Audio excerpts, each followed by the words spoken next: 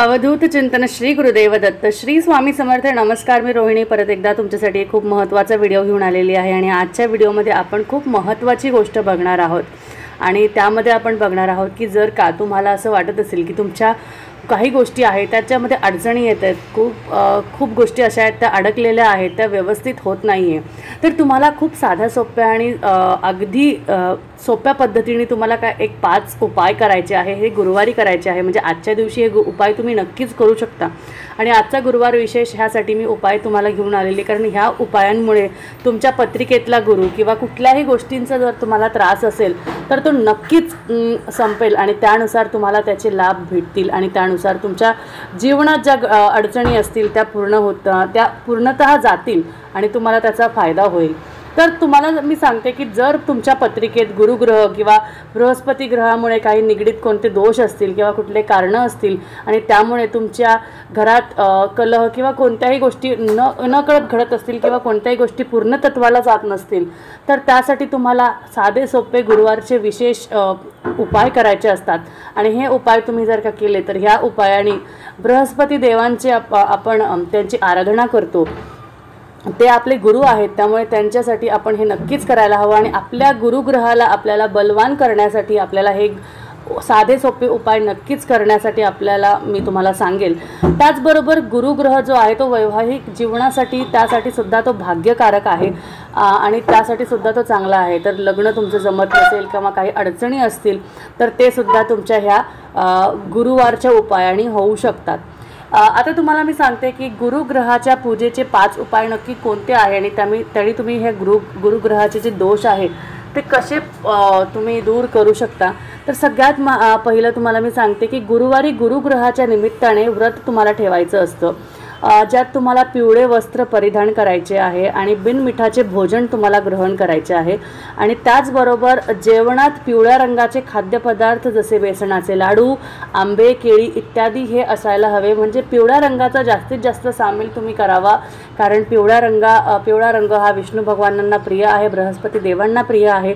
त्यामुळे नक्कीच ह्या व्रताचा तुम्ही असा उद्यापन किंवा असं हे व्रत केलं तरी नक्कीच चालेल।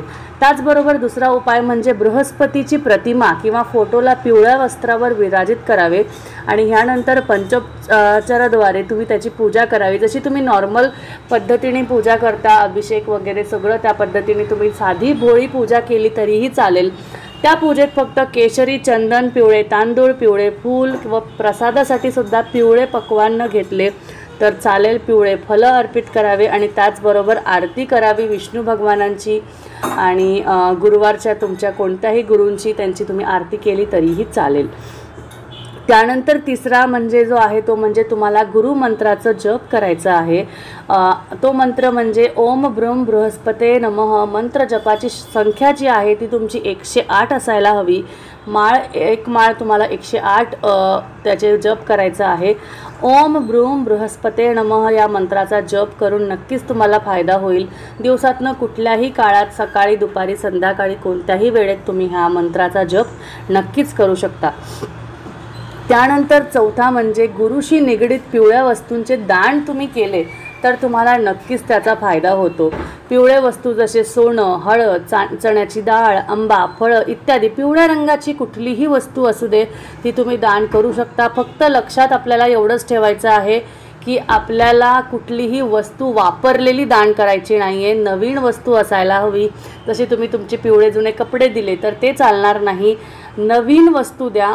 दान म्हणजेच नवीन वस्तूच्या आपल्याला आपल्या वापरलेल्या गोष्टी दान नाही करायच्या आहेत। जर का आपल्याला गुरुशी निगडीत त्या गोष्टी करायच्या आहेत तर एरवी तुम्ही त्या गोष्टी दान वगैरे करू शकता, पण जर का तुम्ही उपाय करतायत तर त्यासाठी तुम्हाला हे नाही करायचं आहे।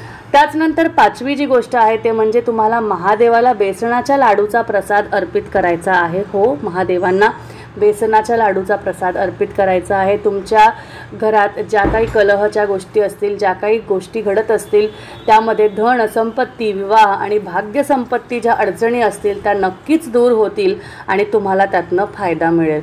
तर मला असं वाटतं तुम्हाला आजच्या व्हिडिओप्रमाणे तुम्हाला आजचा जो उपाय आहे तो नक्कीच आवडला असेल आणि त्यानुसार तुम्ही नक्कीच ह्या गोष्टी करून बघा, नक्कीच तुम्हाला फायदा मिळेल। भेटूया परत एकदा पुढच्या छानशा व्हिडिओमध्ये। तोपर्यंत काळजी घ्या, असेच आपले व्हिडिओ बघत रहा।